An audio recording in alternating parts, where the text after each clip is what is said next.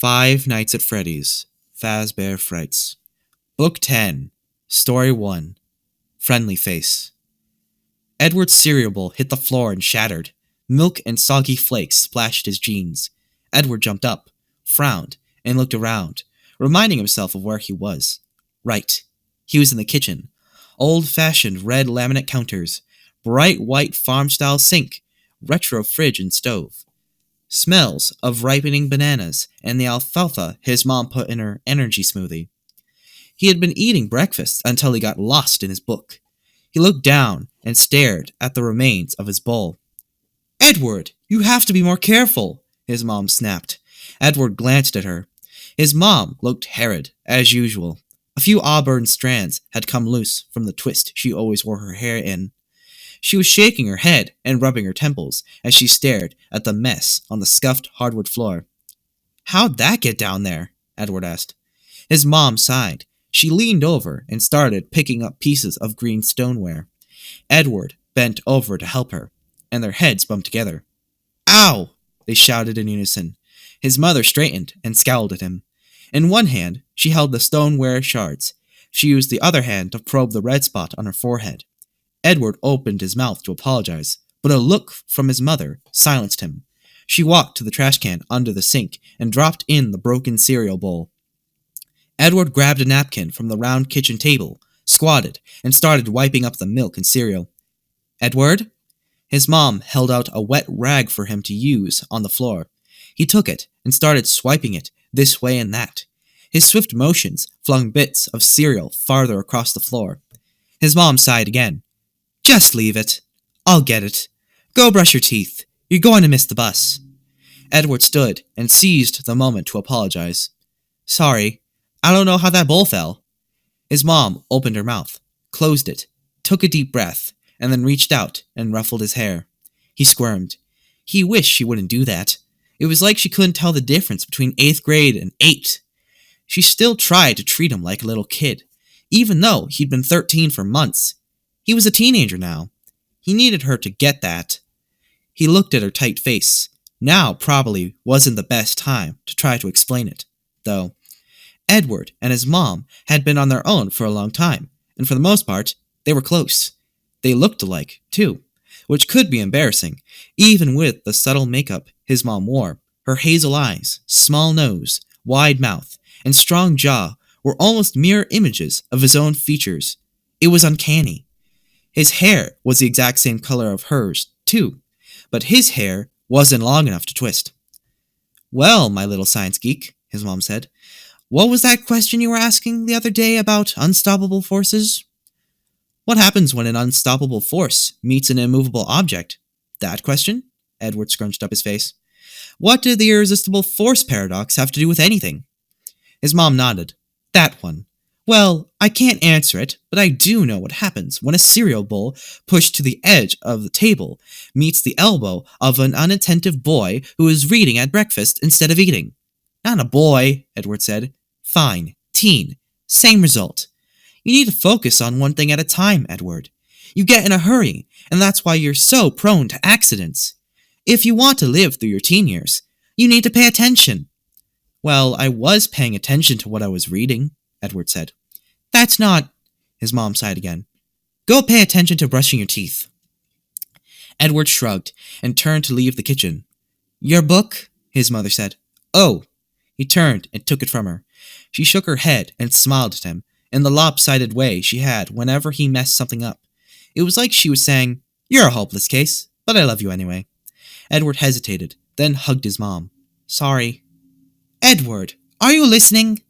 Edward looked up at Mrs. Sterling, who frowned at him from the front of his 8th grade science class. "Sorry. I asked if you could please grab the iron filings from the cabinet. You're the closest to it." "Oh, sure." Edward turned around and opened the metal cabinet behind him. They'd been talking about the whole unstoppable forces / immovable object thing again at the start of class today, and his brain couldn't stop chewing on it. Thanks to his many questions about it, Mrs. Sterling had assigned a paper on the subject. He thought about how he was going to organize his essay while he grabbed the filings. "Okay, so now we're going to witness the power of magnets," Mrs. Sterling announced. She beamed at the class. Mrs. Sterling was middle-aged, with a round face and a wide smile. She always looked like she was having the time of her life, even when she wasn't. She presided like a game show host over the classroom, which was full of desks, lab tables, and cabinets of vials and beakers. Charts, diagrams, and photos of scientific anomalies littered the walls. An endless number of distractions for Edward's curious mind.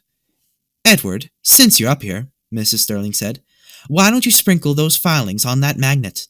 She pointed to a flat gray box-like contraption on her desk before turning away to write something on the blackboard. He tried to see what she was writing while he opened the vial he'd grabbed, and without looking, sprinkled a mound of filings on the flat surface. "Thank you, Edward," Mrs. Sterling said. "You can return to your seat." Edward nodded and headed back to his desk. "Okay, here we go." She flipped the switch on a fan that was set up in front of the magnet. Suddenly, the front of the class was pelted with tiny black particles, and everyone started to sneeze. Mrs. Sterling, being nearest to her desk, sneezed the hardest. She also closed her eyes tightly. One of the girls in the front row squealed. Another cried out, "My eyes!" "Turn off the fan," a boy shouted. Mrs. Sterling, her eyes still shut, groped around for the fan and ended up knocking it over. Edward sneezed, and his eyes started to burn. What had happened? "Are you sure those were iron filings you grabbed?" his best friend Jack asked. Pulling his shirt up over his nose, Edward wiped at his runny nose. "Sure, He cringed and turned to look at the cabinet. The vial of iron filings was still sitting there. He had grabbed the pepper Mrs. Sterling had used in their surface tension experiment a couple days before. "Everyone out!" Mrs. Sterling commanded in a shrill tone. She was staggering around, tears streaming from her eyes, but she was still smiling. "Klutz face strikes again!" one of the boys shouted as they ran from the classroom. "Sorry," Edward said when he joined his classmates in the hallway. He stopped and shrugged. There was no point in trying to explain, so he just repeated, "Sorry." "I wonder how many times a day I say sorry," Edward said to Jack, as their bus trundled away from school that afternoon. Sorry, I messed up. It's trundled. "Sorry," Jack Gosh dang it, I lost focus. "Sorry?" Jack tugged on his earbuds and turned his smiling face toward Edward. "I didn't hear you. Could you please repeat what you said?" "Nothing." Jack shrugged and put his earbuds back in. His smile stayed in place. Jack was nearly always smiling. One reason for that was that his lips were naturally upturned. Another was that Jack was generally happy all the time. Edward had never known anyone as good-natured as Jack. His warm brown eyes already had faint smile crinkles at the corners. Edward gazed at the golden spiral on Jack's baggy t-shirt for a second and wondered what Jack was listening to. It was always an audiobook, never music. Then he turned and stared out the window. The junior high school Edward and Jack attended was part of a complex that also included the town's high school. The complex had been built just the year before to replace the old middle school, which had succumbed to a mold problem deemed too expensive to remedy. The new school complex was nice, but due to a zoning issue, it had been built a few miles outside town. Because of this, the first part of the bus ride home went through a relatively wild area, or at least Edward thought of it as wild. The route cut through a thick forest. Tall fir trees pressed up against one another at the edge of the gravel on the roadside. Most of Edward's classmates loved the woods. On Monday morning, in homeroom, they'd talk about catching crawdads in the creek, floating all day in a deep swimming hole a half-mile or so from the school, playing King of the Hill on what the local legend said were old burial mounds. Edward, however, didn't like the forest. It was too dark, too easy to get lost in. It left a chill on the back of his neck. The idea of the trees closing in, dampening the sound so no one could hear you scream. Edward shifted on the hard bus seat. The padding under the vinyl was worn, and for an uncomfortable moment, he felt swallowed by his thoughts. When he repositioned, He flung out an elbow. Ow, Jack said. Sorry, Edward winced. There it was again. He should start counting. Was the endless repetition of sorry a mental condition? Like Tourette's or something? Maybe he had a neurological issue, and that was why his elbows and his body in general were always getting him in trouble. He shifted again, and this time, he kicked Jack in the ankle. Jack jerked his leg away and studied Edward. Sorry, Edward said. Jack again removed his earbuds. This time, he put them away. Do you have something weighing on you? You've been weird all day. As opposed to other days? Do you think there's any day that I'm not weird? Jack quirked his full lips and rubbed his nose. You make a valid point. He leaned over and bumped shoulders with Edward. But it takes weird to know weird. One of the girls seated in front of Edward and Jack whirled around and gave them a look. You're both weird. Edward flushed. The girl, Julia, was one of the most popular kids in his year, which meant she was the antithesis of him. Most days, that didn't bother him. He and Jack had decided a long time ago that they existed in their own universe. They might have to hang out in this one, but theirs was separate. They were sort of like the Loch Ness Monster, which Edward was convinced lived in another dimension and occasionally came through a wormhole to visit this one. Why else would the monster be spotted only 10 times or so a year? He looked into Julia's pretty eyes. He wondered if his theory would interest her. He opened his mouth, but before he could speak, she rolled her bright blue irises. Thanks to you two. We all have to write papers on why it's impossible for an unstoppable force to exist in the same universe as an immovable object. Jack's smile widened, and he bounced in his seat. What's the issue with that? It's quite entertaining to think about. Just imagine if this bus had infinite energy and... Shut up! Julia turned around. Edward stared at the way her wavy black hair hung from the back of her head like a waterfall cascading over rocks on a moonlit night. He glanced at Jack, remembering Jack's laughter when Edward had shared his feelings with him a couple weeks before. Have you lost interest in the sci-fi genre and developed one for romantic fiction? Jack had sputtered through between guffaws. She lives on a different plane of existence, Edward. It's not possible. For reasons Edward didn't understand, this universe, not the one he and Jack were from, had its basis in a couple of strange equations. Equation 1. Interest in science minus interest in sports equals weird. Equation 2. Weird plus small equals outcast. Who decided this stuff? He wasn't sure.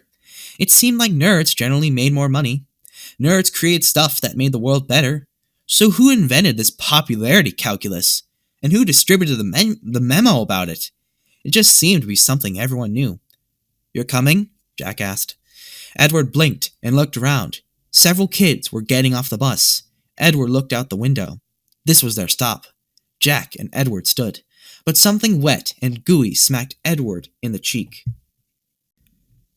Before he could reach up, the gooey object, chewed gum, bounced onto his chest and stuck to the left eye of his smiley-face t-shirt.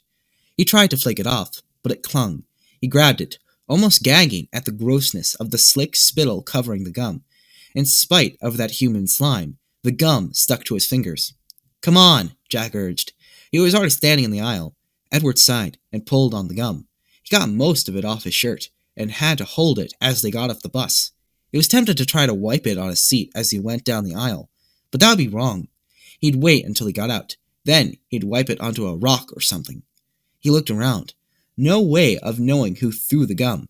Anyone in this universe might have.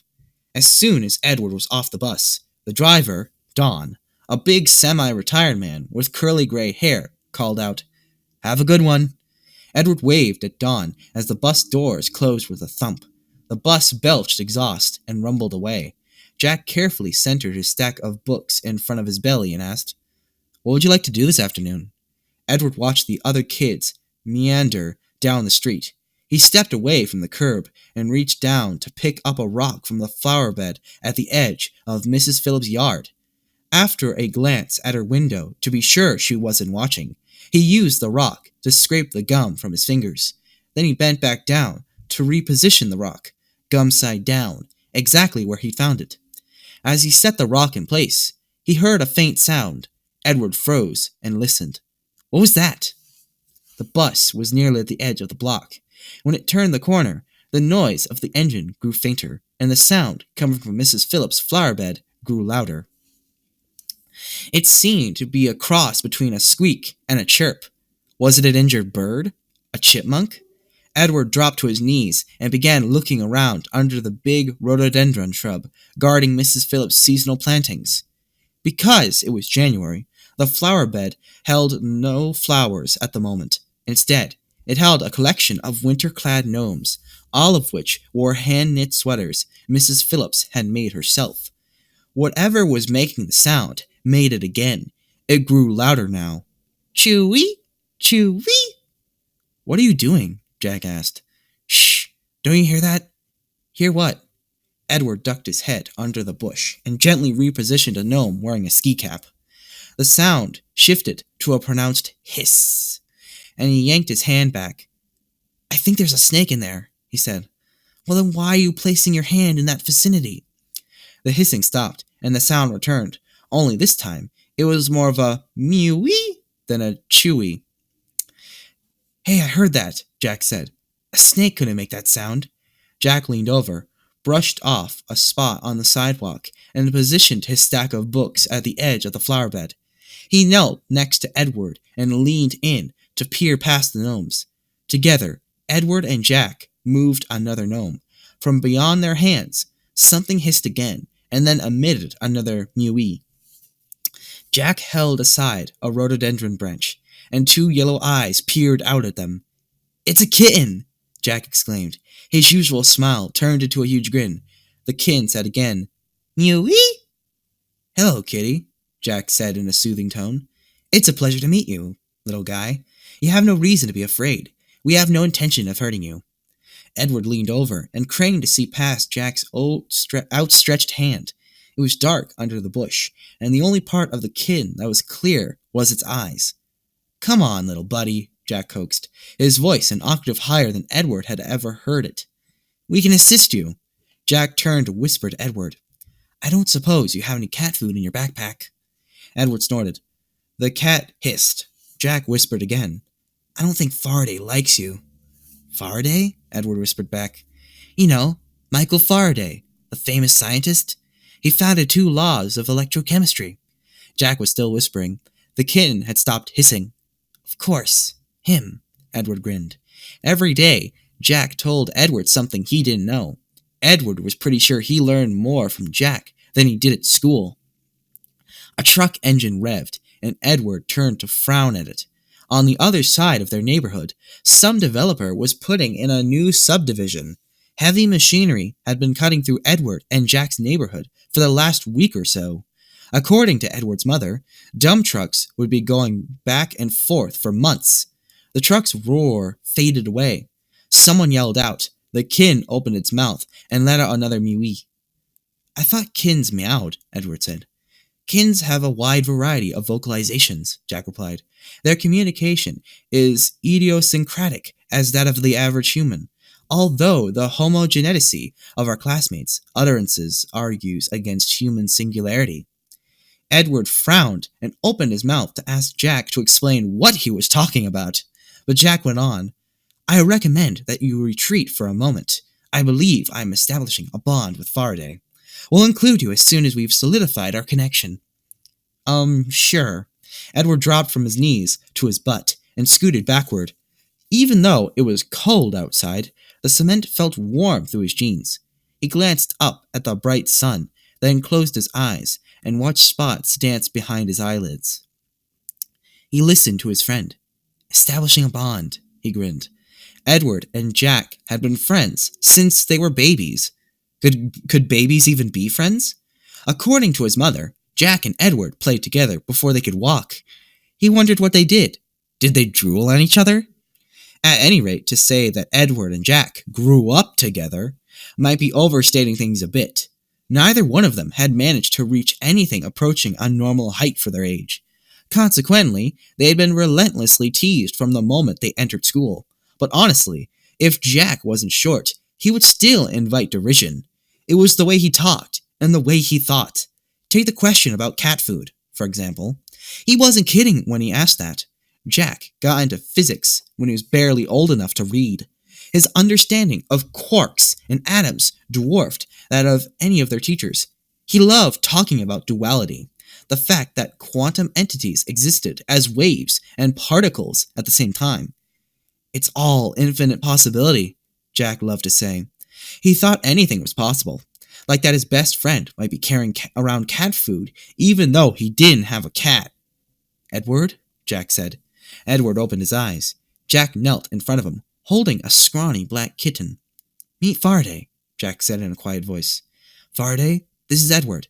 He's okay. He's just a bit of a klutz. I suggest you stay away from his elbows. The kitten was purring. He and Jack apparently had completed their bond. Jack's head was bent, the kitten's tucked under his broad chin. For a second, it was hard to see where the kitten's fur stopped and Jack's hair began. Jack's hair was as black as the kitten's fur. Edward shifted his gaze from Jack to the kitten. Hey, Faraday, he said. He held a finger in front of the kitten's tiny nose. The kitten sniffed Edward's finger and kept purring. He might like you after all, Jack said. Is there a reason you named a kitten that isn't yours? Edward asked. Jack shrugged. He needs a name. Should we take him to the shelter? Jack shook his head.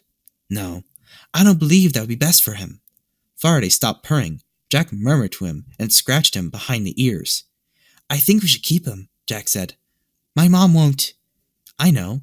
Mine will. As long as we take care of him. We? Well, you found him. You have to be one of his dads. I haven't exactly had a lot of role models for fatherhood. And I do, Jack said. True. Edward's dad left when Edward was 3. He lived on the other side of the country with his second wife and 3 new kids. At Christmas and on Edward's birthday, he'd send a stupid card with $20 inside. Jack's dad was still in the picture, but he was a long-haul trucker, and when he was home, all he wanted to do was watch sports, drink sodas, and eat junk food. He didn't understand Jack, and had joked on more than one occasion that he wasn't convinced Jack was actually his son. Another car went by. Hey, freaks, some jerk shouted. Forget the way home. Edward looked up and recognized a couple of the guys who lived up the street, both part of the group that played baseball in the streets in the summer. Let's go, he said to Jack. Jack held out Faraday. You take him so I can get my books. Edward gingerly accepted the furry bundle, tensing in expectation of a hiss or something worse. He wasn't used to animals. He liked them, but his mom never let him have one. He had no idea how to even hold a kitten, let alone how to take care of it. Edward didn't think Jack knew, either. He sounded pretty confident about his mom letting him keep Faraday. But the only pet he'd ever had was a goldfish he named Castel. Just a year ago, they had an hour-long memorial service after Jack found Castel floating upside down in his bowl. Edward had thought an hour-long service was excessive, but Jack pointed out that Castel had been alive longer than Jack and Edward. Jack's mom had bought Castel for Jack's nursery before he was born, so he deserved the appropriate respect. Edward looked into Faraday's eyes. The kid blinked at him. He gently stroked the cat's fur. It was dirty and felt stiff. Okay, Jack said. Let's go. Where are we going? Home? Let's go to the corner store and acquire food for him. Then we'll go to my house. Edward nodded, and then they headed down the block. Don't you think we should put up signs or something? What if someone is looking for it? Edward asked. It is named Faraday, and I don't think anyone's been taking care of him. How do you know? How do I know what? That no one is caring for him? Or that he's male? Or that he's male? Both.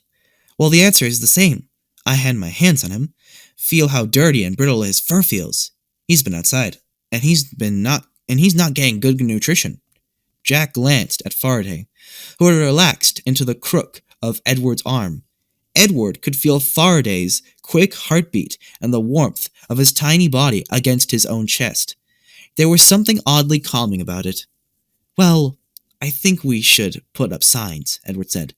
Feel free to pursue your own agenda. My agenda is caring for our new cat. True to Jack's prediction, his mom had no trouble with Faraday. This wasn't all that surprising.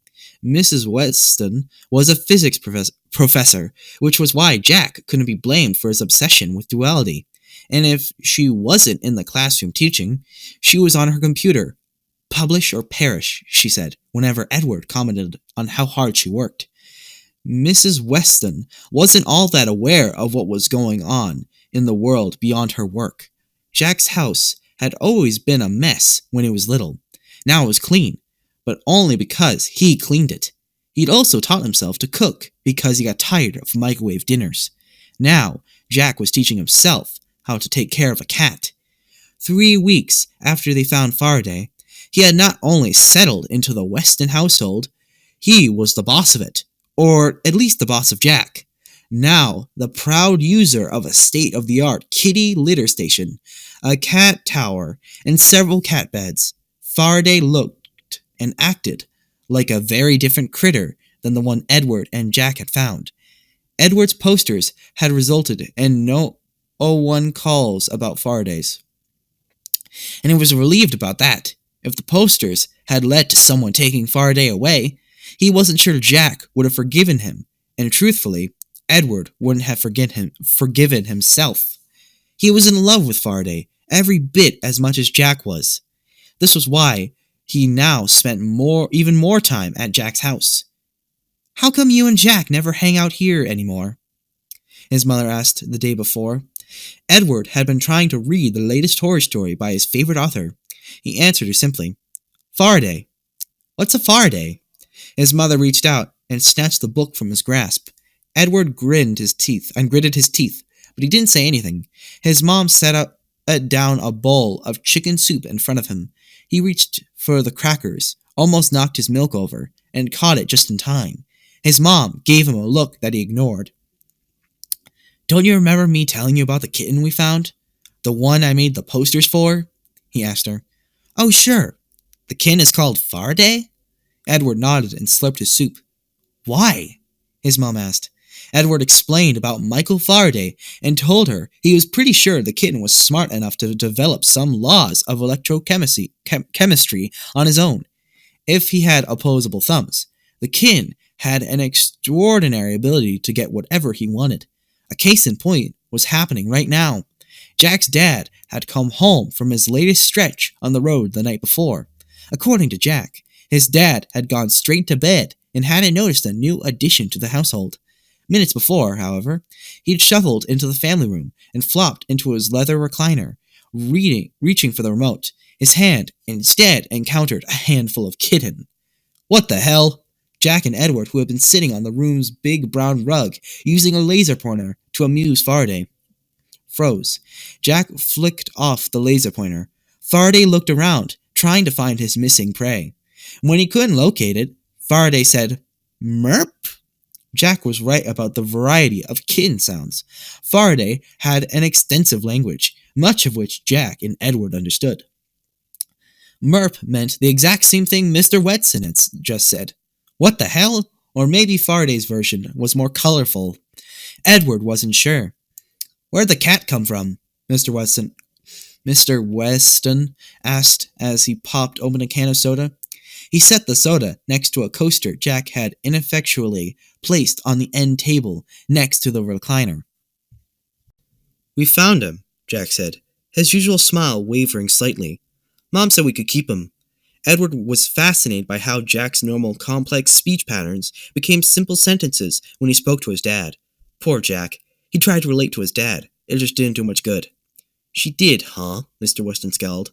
Not only did Jack's dad not share Jack's personality or interest, he looked nothing like Jack. Mr. Weston was broad-shouldered and tall. His hair was black, like Jack's, but his features were totally different.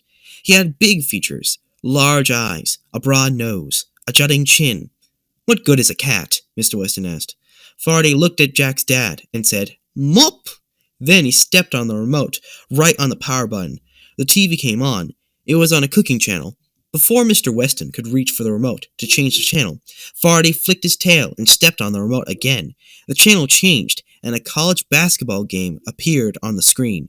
Jack's dad looked from Faraday to the TV and back again. "Not bad, Cat." Faraday said, "Meep," and jumped off the end table. He knew when his work was done, and that was apparently that. Mr. Weston settled in to enjoy the game, and Jack, Edward, and Faraday retreated to Jack's room. The addition of Faraday to Jack's life required that Jack make a few adjustments to his room. First, of course, were the already mentioned kitty litter stations, cat tower, and beds. 3 beds to be exact, but technically only one of them was a bed, the fluffy kind that was like a poof with a hole in the middle for Faraday to sink into. The other 2 weren't exactly beds. One was a sleeping cave, kind of like a soft igloo, and the other was a hammock. In addition to these basic kitty accoutrements, Jack and Edward had spent the better part of the previous 3 weeks turning Jack's bedroom into a kin-play paradise, putting their combined physics knowledge and Edward's fledgling interest in woodworking together. They built a series of platforms, ramps, and kittyways all over the walls of the room. The network of feline paths ran up over Jack's book-stuffed shelving and then circled the room at a level just a foot or so below the ceiling. In addition to these thoroughfares, Edward and Jack built a series of chain reaction mechanisms designed to keep a feline occupied for hours. Faraday loved all of this, but what he loved most was Edward and Jack. Faraday was not just a smart kitty, he was a social kitty.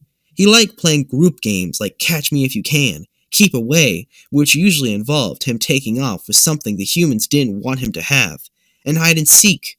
Faraday was far too good at all 3 games. He quite often tried the patience of his keepers to the point that they wanted nothing to do with him, but that's when he'd pull out his superpower.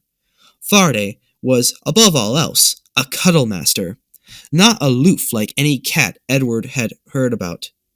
Faraday loved to snuggle and be stroked. His purr power was off the charts. Settled for the moment on Edward's lap, he had his purr cranked up to 11. Jack sank into his desk chair and strained his schoolbooks. He grinned at Edward. "Wasn't that the most exceptional display of empathetic relation between the human and feline you have ever witnessed?" Edward stroked Faraday's back. Faraday raised his tail into the vaguely question mark-shaped happy position and said, "Probably." "It was pretty amazing," Edward said. Speaking of amazing, the difference in the way Faraday felt between the day they found him and now was pretty remarkable. In just 21 days, Faraday had gone from bony and rough to soft and silky. Now perfectly filled out, Faraday was the picture of health, and his fur shined. Jack claimed this was because he used a little of his product, some kind of glop that supposedly made your hair glossy, on Faraday. Edward wasn't sure you were supposed to use human hair products on cats, but he didn't say anything. Faraday didn't seem to be suffering in any way. He rubbed under Faraday's chin. Faraday shoved his head against Edward's fingers and said, "Plumph." "I think we should implement a training program for him," Jack said. Edward blinked. Can you train a cat?" "Of course. I found a book online. It's written by a woman who makes her living from a cat act that tours the country. I'm not sure I approve of using cats in such a blatantly self-interested, entrepreneurial way, but her skills are impressive nonetheless." "It's not total self-interest," Edward said. "I assume she uses the money to take care of her cats too." "A fair point." "I'm up for training," Edward said. "What do we need to do?" "According to the book, we'll start with simple suggestions and then move to more complex ones." "Suggestions?" "I object to the use of the word command." Okay. "Given his genius level," Jack said, gesturing at Faraday, "I'm sure he'll know a host of suggestions in no time." "I'm sure." Jack's prediction proved to be true.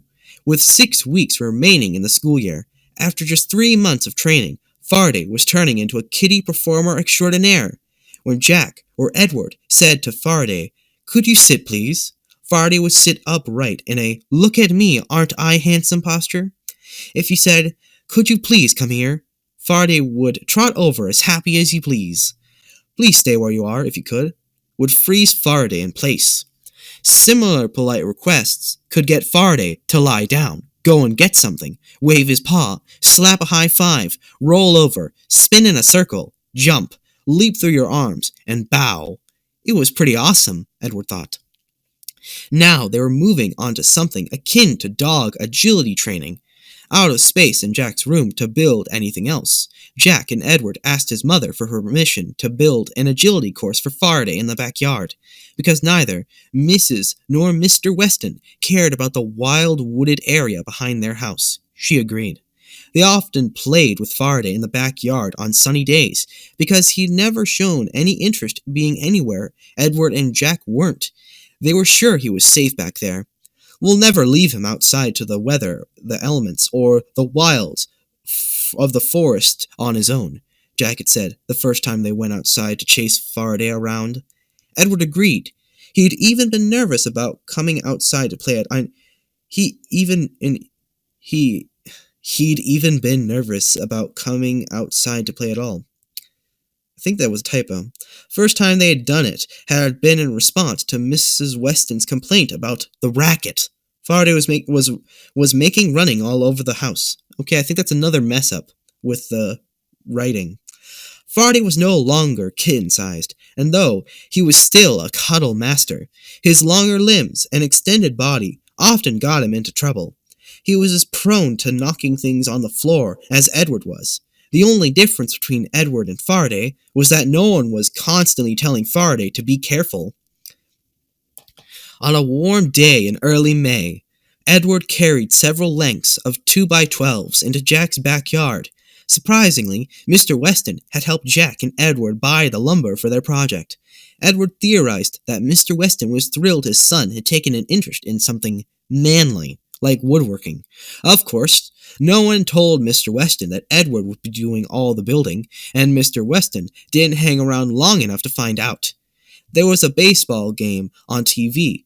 Edward could faintly hear the game through an open window at the back of Jack's house, but it was mostly drowned out by the neighbor's lawnmower. The smell of freshly mowed grass wafted over from next door and mixed with the musty smell of the wet earth in the Westons' unattended yard. I am of the opinion that we should first demarcate our layout with chalk, Jack said, when Edward showed him his plans for Faraday's agility course. Edward shrugged. That's fine. As Edward carried lumber and old tires and tubing this way and that, he realized that Jack's chalk markings would be the extent of Jack's contribution to the project. And pointing here and there as he instructed Edward where to place various aspects of the course. While Edward and Jack planned Faraday's agility course, Faraday prowled the yard, on the lookout for large leaves left over, unraked from the fall. They were the next best thing to a laser pointer. Occasionally, a hefty breeze would toss some leaves around, keeping Faraday well amused while Jack planned and Edward got to work. In the weeks to come, Edward would wonder whether he'd missed some sign that afternoon, something to warn him of impending disaster. Was there a hint somewhere in the time they spent training Faraday? A whisper from the gods? An inkling of a threat? He often wasn't paying enough attention to the things he needed to, and the idea that he'd missed an important warning often kept him awake, wondering still. He could still never pinpoint anything that would have alerted him to what was coming, and he supposed that was a good thing. In every paradise, a serpent lurked. In Edward and Jack and Faraday's paradise, the serpent was a butterfly, a pretty orange fluttering monarch butterfly. Edward spent hours studying butterflies after it happened. He wanted to know if the butterfly's appearance was a fluke or whether he should have been aware that the butterflies were out and about. It so happened that May was indeed a normal time for butterflies, monarchs, Edward learned during the terrible weeks after that day, lay their eggs in March and April. Their eggs hatch into larvae that grow into caterpillars, and then 2 weeks after that, the caterpillars find a nice sheltered place to start creating a chrysalis, from which the butterflies emerged. The first generation of monarchs only lives 2 to 6 weeks. They have a grand time eating during that short period, and then they die after laying eggs for the second generation of monarchs. It's the generation from which the evil emerged. Edward wished he'd known more about butterflies. He'd like to think there'd have been no way he and his best friends would have been outside if he had known, but then he would have known that Faraday would think let me restart. If he had known, but then, how would he have known that Faraday would think a butterfly was a colorful flying leaf? Faraday spotted the butterfly before Edward or Jack did. As soon as he did, he started scampering after it, the same way he chased a leaf. At first, Edward and Jack thought Faraday's antics were amusing. It was like watching a ballet. The Lilith, sleek black cat, leaping gracefully. The weightless butterfly swooping and diving. The way Faraday's paws reached for the butterfly, batting the air, was adorable. But then the cat romped around the corner into the front yard. "Faraday, could you please come here?" Jack called, as Faraday rounded the side of the house. Faraday didn't come. Jack repeated the suggestion. No Faraday. Edward and Jack exchanged a look, and both took off at the same time. They tore around the corner of the house, and they found Faraday at the front edge of the yard, happily cavorting with the butterfly. "Faraday, come here!" Jack screamed, all concerns about commands gone. Faraday acted as if he hadn't heard a thing. Edward didn't bother to call Faraday. He just ran across the yard. Faraday wasn't paying attention to him, so Edward planned to scoop up the cat unaware and be done with the whole anxious moment. But Faraday zigged when Edward zagged, right into the street. "Faraday!" Jack and Edward screeched in unison. Because of Edward's dash toward where Faraday had been, Jack was closer to Faraday. When he went into the street, Jack wasn't particularly fast, but he moved at the speed of light that afternoon, his typical smile gone, his lips compressed in determination. He tore out into the street after the cat, and he leaped for Faraday, just as a dump truck roared around the corner and accelerated toward the cat and the boy. "Stop!" Edward yelled. He wasn't sure who he was yelling at. The truck's driver? Faraday? Jack? The only one who seemingly listened to him was the truck driver. As Edward raced toward the street to rescue his friends, the truck driver hit the brakes. The tires squealed, but the truck was going too fast to stop in time. "No!" Edward wailed at the truck, plowed right into them, and over both Jack and Faraday. I think I need to repeat this. Wailed as the truck plowed right into and then over both Jack and Faraday. Because I messed up. Sorry, everyone. Frozen, Edward stared at Jack and Faraday's contorted bodies. He didn't step forward to see if they were alive. Both lay with their necks at odd angle, their eyes open but vacant. Edward stumbled back, turned, and threw up in the gutter. Then his legs gave away, and he crumpled to the asphalt. He was strangely aware of the lawnmower droning on next door, but he couldn't hear anything else. The driver was out of his cab, on the phone. Someone from across the street was running forward, mouth opening as if yelling, but all that was blurry and muted. The only thing Edward could see clearly was what was left of Jack and Faraday. All he could do was sit in the street and stare into the unseeing eyes of his two best friends. Although Edward's mother let him stay home for a few days, she forced him to go to school for the last 2 weeks of the year. He went like a zombie. He easily finished his coursework, and he went home, relieved beyond words when school let out. His plan for the summer was to get in bed and stay there forever. His mother tolerated Edward's withdrawal for a couple weeks after school ended, but then she started nagging him to get out of the house and do something to take his mind off things. Like that was possible. Edward's mind was no longer his own. It was stuck in an endless time loop, one that replayed the worst moment of his life over and over again. He kept seeing it in his mind's eye. Happy Faraday frolicking into the street. Panicked Jack running faster than he'd ever run before. Both getting plowed over by the truck. Edward's ears kept playing the soundtrack of the moment over and over. The screech of the tires, the thud of the impact, a dull, wet crunching sound when Jack hit the pavement. a deep, rasping wail that split the world open when Jack's father came outside.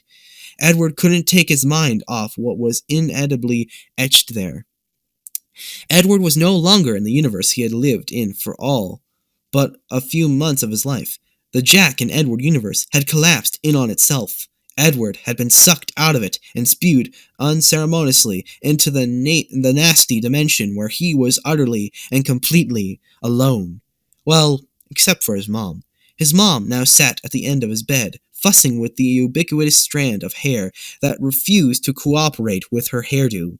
She looked around his messy room. Edward watched the tendons in his mother's neck tighten as she gazed at the piles of dishes on both his desk and the floor. Her attention shifted to the mountain of books next to his bed. Desperate to escape the time loop, he'd been obsessively rereading every science fiction book he owned. He pulled a book down, read it, then toss it on the floor. His bookshelves were nearly bare, and his bookshelves were nearly bare. His floor was not. His mom turned to look at him. Her nose twitched, and he knew why. He hadn't showered or changed out of his PJs since school had ended.